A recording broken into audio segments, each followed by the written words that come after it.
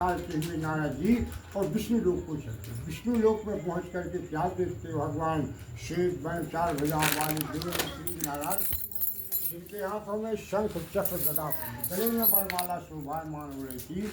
ऐसे देवादी देव को देखकर नारद जी भगवान की स्तुति करें। हे प्रभु, दीन दयाल बड़े भाई, हरो नाथ मम संकट भाई।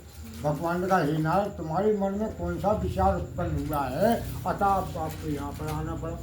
नाथ के प्रभु, इस समय मृत्यु लोक से आया। मृत्यु लोक में जितने मनुष्य हैं वे सब के सब अनेक योनियों में पैदा हुए हैं और अपने अपने कर्मों के द्वारा नाना प्रकार के दुखों से दुखी हैं। इसलिए कोई ऐसा तप करिए जिससे थोड़े समय में पुण्य प्राप्त हो जाए। भगवान ने बोला, वही नारद, तुमने मनुष्यों की भलाई के लिए बहुत अच्छी बात पूछी। जिस काम के करने से मनुष्य मोह से छूट जाता है वह व्रत मैं तुमसे कहता हूँ। बहुत पुण्य देने वाला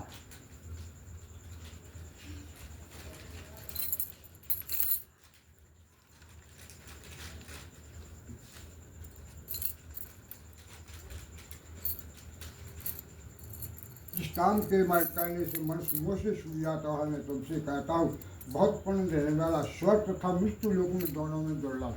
आज मैं प्रेम बस होकर के उस व्रत के बारे में कहता हूँ। वह व्रत है भगवान सत्यनारायण का। भगवान सत्यनारायण का व्रत अच्छी तरह विधि व्रत करके मनुष्य आयु पर्यंत यहाँ पर सुख भोग करके मन में मोक्ष को प्राप्त। भगवान की इस प्रकार की बात सुनकर के नारद जी पुनः प्रश्न कहते हैं, प्रभु, उस व्रत का क्या फल है, क्या विधान है, किसने इसको किया तथा इसको किस दिन करना चाहिए, इन सब बातों की आप मुझसे विस्तृत विवेचना। भगवान बोले, हे नारद, यह व्रत दुख शोक आदि को दूर करने वाला, धन धान को बढ़ाने वाला, सौभाग्य तथा संतान को देने वाला है। यह व्रत सभी स्थानों पर विजय कराने वाला, भक्ति और श्रद्धा के साथ किसी भी दिन मनुष्य शाम के समय अपने भाई बंधुओं के साथ धर्म में तत्पर होकर के भगवान की पूजा करें। भक्तिभाव से नैवेद्य केले का फल गेहूँ की जूर की पनीरी बनाकर जिसमें शक्कर अथवा गुड़ मिला करके भगवान को सवाई मात्रा में अर्पण करें। तत्पश्चात स्वयं भोजन करें। रात्रि में कीर्तन आदि का आयोजन करता हुआ भगवान सत्यनारायण का स्मरण करता हुआ समय को व्यतीत करें। इस तरह व्रत करने पर मनुष्य की निश्चय इच्छा पूरी होती और विशेष करके इस कल काल में भूमि पर यही मोक्ष का सरल उपाय है। बोली वृंदावन की जय। अब सूत जी महाराज कहते, ऋषियों, जिसने पहले समय में इस व्रत को किया है उनका क्या कहते सुंदर काशीपुरी नगरी में एक गरीब ब्राह्मण निवास करता। वह इतना गरीब था कि भूख और प्यास से बेचैन हुए नित्य पृथ्वी पर भिक्षा के लिए। एक दिन भगवान ने क्या कि बूढ़े ब्राह्मण का रूप धारण करके उस ब्राह्मण के पास जाके पूछे, हो भाई, तुम नित्य पूरे पृथ्वी पर क्यों घूमते हो, हमें सुनाई, हम सुनना चाहते। तो है ब्राह्मण बोला कि भाई, हम बहुत गरीब ब्राह्मण है, भिक्षा के लिए दिन भर, यदि आप इसका कोई उपाय जानते हैं तो है ब्राह्मण बोले तो तुम्हें भाई तुम पापा ना गाओ, बड़े पापा ना, वही बड़े भाई सब नहीं बैठे।